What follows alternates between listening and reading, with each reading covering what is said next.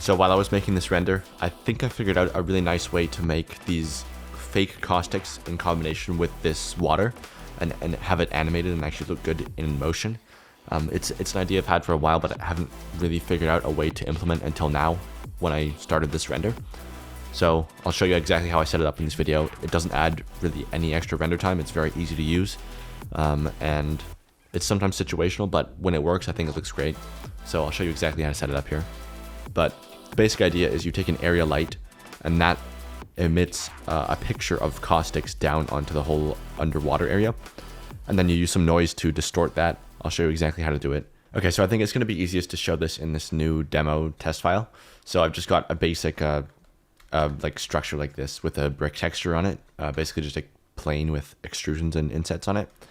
And what I want to do is just add this water and caustic effect in here in this little domain, just so that you can really clearly see what it's doing. And then I'll move it back into the other environment after. Okay, so let me add a cube, and this will be the water first of all. And I want to start with the water, and then I'll add in all the lighting and caustic effects after. Okay, so I'm going to add a new material on this, and then this is going to be probably the basic water shading setup that you've already seen. So roughness 0, transmission up to 1, and then we just take a bump node and a noise texture, and then run the noise through that to make it appear wavy. So noise texture into the height of the bump, this into the normal input of the principled, and then that'll give you that. Just increase the scale to whatever. And then let's decrease the strength and distance down a little bit just to make something a bit more like that. Okay, so to get light to pass through this a bit easier, there's a node you can add called a light path node. If you just drop that in here and then run the is camera ray, run that into the alpha of this plane. I'm not sure exactly how that works, but if you want to look up this node and figure it out, you can do that. But basically when you do this, it just lets light pass through the water much more easily and just gives you a much cleaner water shader setup. So you can stop there if you just need something really basic, but I want to show you all the cool stuff you can do with adding these caustic, or I guess fake caustic effects in here. Okay, so I'm going to add a area light for this, and I'll just drop it. I'll just scale it up to match the kind of area that our water is going to be placed in, and I'll just put it right below the surface of the water. And I'll just actually, maybe I'll keep it a little bit above for now, and I'll move it there after, but that'll be a good spot right there. Let me just move this water up actually a little bit higher, and then I'll just maybe drop it just right there. Yeah, that'll be fine. Okay. First of all, on the water, I actually want to set the IOR, which is the index of refraction, to a little bit lower. So I'm going to set it to 1.33. That's not really going to make a big difference, but if you want it to be as real as possible, if you set it to 1.33, that's the actual refractive index of water. So you can do that if you want. Okay, so then on the area light I just added, I'm going to hit this button over here. I'm going to hit use nodes. I'm going to click that, and that actually lets us use the shader editor for this light. I'll just bring it up so you can see it there. So basically the idea is to take an image of real water caustics. I don't know if you actually call it that in real life, but real water caustics, and use that to drive what gets emitted from this light and just kind of fake the effect that way. So let me show you how this is going to work. Let me add an image in here, image texture. I'm just going to hit open, and then I'll just find an image of actual caustics. So I'll leave one that you can download here. This is just a picture of the bottom of a swimming pool, just taken from directly above it. So I'll just take that, drop it into that where I'm opening the image. So you can download the image that I'm using here from the description. You can also use Midjourney. I was messing around with this before, making a bunch of these with AI, so that's another option. And then also on Unsplash and stock photo websites, it's pretty easy to find. If you just search for like swimming pool or something like that, it's pretty easy to find things like this, which will probably work as well. So the image is in there. And then I'll run that image into the color of the emission. Now I want to turn up the strength of this light, so I'll do like 10,000. And you can see kind of where this is going. It's not quite showing up yet, but you can see where this is going. So I'm going to just turn the beam shape down here underneath there, the spread of the area light. I want to actually turn that down to 0. So that just means it's going to be emitting light straight down. If that's up at the default, it's going to be emitting light in all directions. But as soon as you bring it down to 0, it's just straight beams of light directly out of that area light, and it'll just give you an image straight down of whatever's emitting from there. So when you plug an image in there, it'll be whatever that image is, right? If I put some random other picture in here of my own render or whatever, it's going to be that image projected from that area light, which is actually quite cool. Anyways, let me leave that water caustic image in there. So that's the basic idea right there. And what I want to do is take a curves here. I'll drop that in here, lower the brightness of this, and just kind of drop that down a little bit. I also want to desaturate this because I don't really like how green it is. So I'll just drop a hue saturation, just desaturate it, something like there. Maybe let's lower the strength a bit to 5,000. You don't want to go crazy with this effect. It should be probably more subtle than this, but I'll just want to show you a bit more extreme so you can see what it's doing. So to animate this now, what you want to do is hit Control T on here, go over to the location, and you're going to be basically moving this along the Y location. So I'll just hit I over this to insert a keyframe, move forward in the timeline, some amount, just move this in the direction, and then insert another keyframe. So that'll give us 2 keyframes there, and you can see it's just going in that direction, and then it'll stop at some point.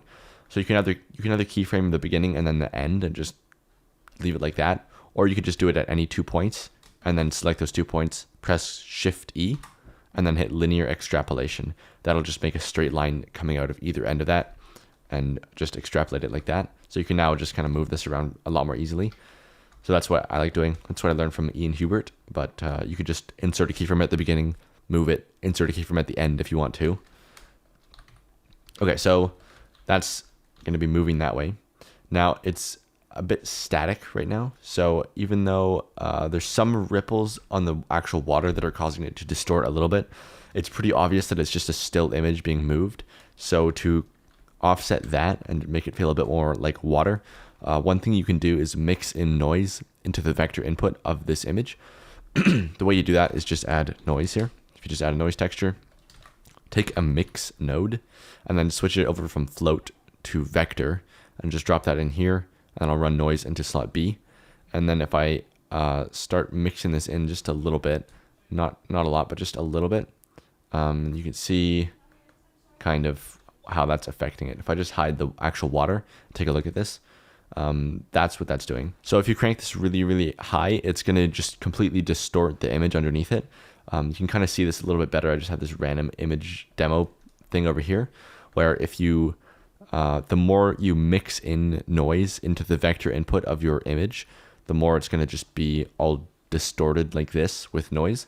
But if you just do it a little bit, like mix it in just a little bit, you can get any image to be rippled. Okay, so I'll hide that. Let's just come back here, and then let's just mix this in, not too much, but just a little bit. So I'll just bring this in just enough so that it starts distorting the image a little bit, but not too much. And then if we want, we can also animate the noise, or switch this over to 4D and then animate the W, just to make sure it's not following. There's not like a static noise pattern in there. I'm not sure if there is, but I just want to make sure there isn't. So insert a keyframe there, move this just a little bit, insert another keyframe, Shift E, linear extrapolation, and we can adjust the speed of that too. I think I'll just keep it around there. I think the whole thing needs to be moving a little bit faster as well. So I'll just go to the other mapping node and just increase the speed of that to like right there. And then let's animate the water as well so that that's moving. So on the noise texture that's running into that actual cube of water, what you want to do is just Control T. I should probably use the object coordinates as well. I'll just drop the scale down a little bit to match that. And then what I want to do is, again, insert a keyframe on the direction I want to go in. So this, in this case, the Y axis, insert a keyframe, move forward, and then just kind of move that forward a bit. Try and match the speed of those two things. I'll hit Shift E, linear extrapolation to extend that line out on either direction there. And then basically it might take a few tries, but you want to try and match the speed of this noise to the speed of the caustic image underneath, obviously, so that looks like it's all matched up. One last thing is, don't forget to animate the W of the actual water noise. So what I mean is, if you don't do this, it'll just be like a static 1 noise pattern moving. But if you animate, if you actually switch this from 3D over to 4D, and then the W now gives you kind of this seed value. If you animate it slowly, it'll just kind of add extra ripples and stuff in there. So what you want to do is just insert a keyframe, move forward, move this just a little bit, and then insert another keyframe, and then just take those 2 points, Shift E, linear extrapolation, or just move the keyframes to the start and end point of the animation. It doesn't matter as long as the line covers the whole timeline or the whole time of your animation. And now you're going to have, I'll just adjust this slope a little bit, just bring that up. Let's just make this a bit more extreme so you can really see this. Right, so if I go too high with it, it's going to look bad. But if you find a sweet spot where it's just moving enough to where it looks a little bit more like water, that's going to be a good amount to stop right there. So there you go. Now, I will say there are some limitations here. One thing you can see is if you look on the very edges of these steps, there's no light hitting those edges. So if you have perfectly straight edges that aren't coming in like this, as soon as they're coming in a little bit, then you'll start to see it. But on perfectly straight edges, or perfectly upright edges rather, you're not going to see this effect. And that's where you might want to use some additional spotlights and stuff. So I'll just show you really quick. If you take this this light here, just duplicate it, switch it over to spot, and then just kind of manually place a few of these. If you just turn up the blend, turn down the amount. So I'll just do like 500. That can kind of help supplement some of these areas. I think there's a glitch with the spotlights right now where it's if you put it in certain locations, it kind of, I don't know, makes it darker for some reason. That doesn't always happen, but I'll just increase that to kind of counteract that.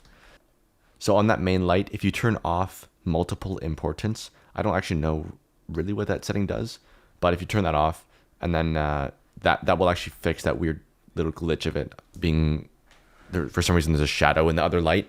I don't know why that happens, but if you turn it off, that should fix it. And then if you just have these other lights in here that just supplement this a little bit, also I'll just set this up to 1,000, just so that there's enough little caustics kind of happening on the wall there. You can see if I turn that off, it's just kind of pitch like nothingness on there. This one's sloped because I did it as a demo, but yeah, normally you won't get anything on there. So if you just use one of these spotlights to fill in those problem areas, that can be a really nice way to make it feel a little bit more real. And then the easier thing to do, which looks a little bit nicer, is just take any steep slopes and any vertical slopes and just move them inwards. So just kind of take this, move it in so that you get some of those caustics showing up there. That's probably the easiest thing to do, and then that'll look the most realistic. If you can't do that because your scene doesn't allow it, or you just don't want to mess up the design you made, then using the spotlights on their own, or little point lights with that same settings, same caustic emitting settings, that can be a really nice way to do it as well. And then the other limitations of this are that if you have light coming from a really harsh angle like this, it just won't really make any sense because there's going to be shadows in here, and you're not really, it's not going to be realistic to have caustics coming in from where there's no light hitting because it's a shadow. So that's not great, but most of the time you probably won't notice it in a render. Just be aware that the realism does really break if you have these certain situations. And then another thing you can do on the water is just go back and add in some volume. So I'll just add a principled volume, plug that into the volume socket. I'll just decrease the density, and then that's going to be there. If you make it too high, you're going to start to see all those all the light from that area light, which actually looks kind of cool. Doesn't really look realistic though, so I'll take that down just before you can start to see that. And then we can actually use a volume absorption as well if we want to make it darker at the bottom. So I'll just mix those together, and then we're getting some absorption, some volume scatter as well.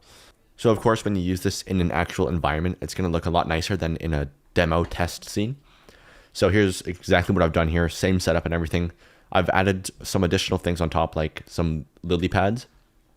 So these are just from Quixel Megascans, and then just using geometry nodes to do a basic scatter of those on over top of the surface. And you can see we've got the same setup here. So there's that same area light. If I take that out, it's all almost gone. I've got those spotlights over here, which are counteracting some of those problem areas, which are not receiving enough of those caustics. And I've also got some point lights over here, which are doing all the stuff you can see on the side here, the side of the animation, all the reflections of the caustics. It's hard to see because the scene is really noisy right now, but in the animation, I'll just overlay it. You can see kind of reflective looking, quote unquote, reflective caustics because it's all fake. That is just a point light with the same exact setup as I showed with the area light as before. Same image being emitted. The only difference I think on the point light, you have to switch it to normal coordinates.